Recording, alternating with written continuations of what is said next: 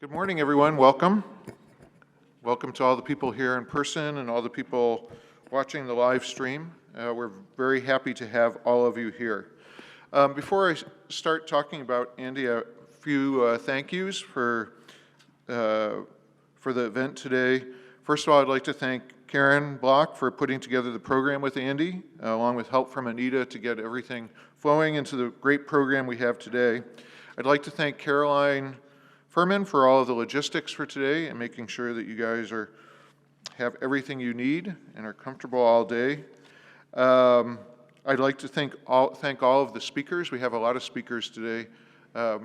Almost pretty much everybody we contacted wanted to actually speak today, which is obviously a testament to Andy. And a specific shout out to our newest faculty member that Andy will introduce to all of you at the end of the day, and this is our new grape breeder who will be starting with us in the fall. So that's exciting for all of us to welcome a new faculty member, and it's very special that Andy will get to introduce him to you later this morning. I'd also like to thank all of our partners for Extension Industry Relations. We can't actually put on programs like this and all the programs that we put on here and throughout the state and online without you, so thank you to all of you. And finally, again, I'd like to thank all of you for being part of this program today, both here in person and online. Well, it's an honor to introduce Andy today. He's been a colleague and a friend of mine for now over 25 years, 26 years, maybe even longer, a little longer than that. So I've known Andy for a long time. So it's especially a pleasure to introduce him and be the first one who gets to stand up and honor him and his career here today. Well, there's lots of things that I could talk about. I could talk about how he's a triple alum of UC Davis. I could talk about armadillos, but I'm sure someone else will go into that later. I could talk about how amazing it is at how quickly he can say 10 Latin names of rootstocks in about 2 seconds. Not clear how he does that, but it's always impressive. But what I really like to do in my role as chair is talk about Andy and his role as really the complete faculty member. And I think those of you who see him from industry can appreciate his role and his influence on the industry here. But I think all of you who are also academics who are here or watching or going to be speaking can really appreciate that Andy is truly the complete faculty member. His research is top-notch. It's top in the world of viticulture. He's produced both rootstock and scions that are critical to the future of the California industry. And he's still going. He reassured me that he's not done breeding yet, so we're very happy with that.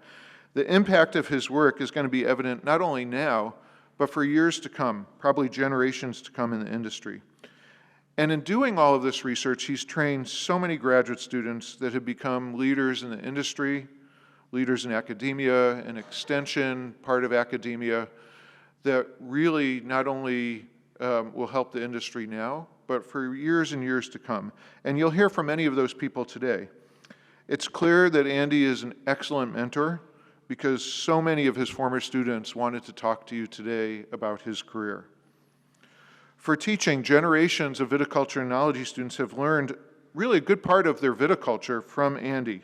His lectures, his strolls through the vineyard, his labs in the vineyard and the stories that he tells are really classics among his students. He's won the Devo Professor of the Year award so many times, it's not fair. The students have been really lucky to have him too, and because Andy is not only a grape breeder and a faculty member in our department, but he's really one of the top viticulturists in the world, and to be able to have our students learn from someone like that with that experience is really terrific for them. And they would tell you that as well. For extension, Andy really exemplifies the idea of the Ag Experiment Station. So not only is all of his research focused on the needs of the industry, really truly all of his research is focused on that. But he's always ready at the drop of his straw hat to get in his Mini Cooper and drive all over the state, wherever he's needed to give a talk, to help a grower out, or whatever he needs to do to help out. And that's very admirable. He's always willing to help the department out, from standing over a hot grill at a welcome barbecue, cooking hot dogs and hamburgers, to serving as vice chair of the department several times during his time here, grad group chair of various grad groups, committee chairs, search committees, you name it, he's done it, and with never complaint. It's really a model for an academic. He's really a model for an academic. And we hope he'll stay in touch. We know he will. So with that, we have a great program today. And so without further ado, let's welcome Andy Walker to introduce the program and its speakers.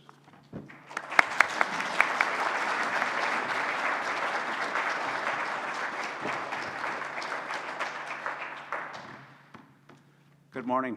Thanks for coming. I actually worked this out today so I wouldn't have to say a thing. I've organized and selected people from throughout my career and selected the students who've done all the work anyway. As I got prepared for this, I realized I've trained about 80 graduate students at a master's and PhD level, which is a lot. And I realized, no wonder I'm so cranky all the time. And not here, at home. And 40 more committees that I served on that dealt with graduate students, so it was a lot. But it was incredibly enjoyable. It was by far the best part of the job. So when I thought about how to organize this day, which was postponed a little bit here and there, I mean, it could have been postponed even longer if it hadn't bothered me anymore. But it's an opportunity to really look at the student groupings and the individuals who've done all this work and reward them for that as well. At least acknowledge them for that. They won't get any rewards.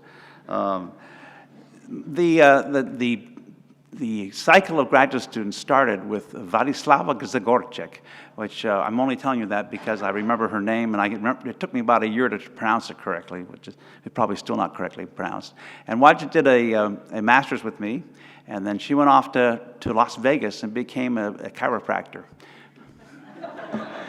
So fascinating. In fact, she retired a very successful chiropractor and has since moved to Idaho. I don't know quite where she is at this point. But I think that's it exemplifies the interest in what people have coming here in the first place and what they're getting out of the programs and where they go. And they go many different places. I'll give you a talk that John was going to give you. John Rule has come down with COVID, so he won't be here to give his talk. But we'll talk about that as well.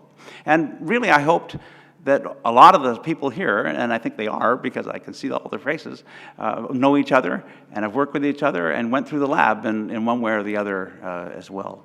So everyone here is really chosen from that group who went through my lab. And no one else. There's a lot of other people I could have included as well, but I think it's really for them that this is important. And since there are 80 of you who went through my lab, I can't possibly include all of you, and we couldn't include all of you. So you have a sort of a broad representation of who is here and why. Okay, with that, that's the last you're going to hear from me. So we asked people to either share reminiscences that they had or what they've done since. That's quite important, I think, to get some idea of where people come and go from. Your career path in a short little blurb or two. And I think what's going to be interesting is you as an industry, too, the industry members here will realize, wow, that's interesting. You know, we always complain about the university costing so much and the cost of education is so high. And then you see what's happened with a relatively small number of people and how diversified and broadly they go forth. So I think that's something to keep in mind as we're going along.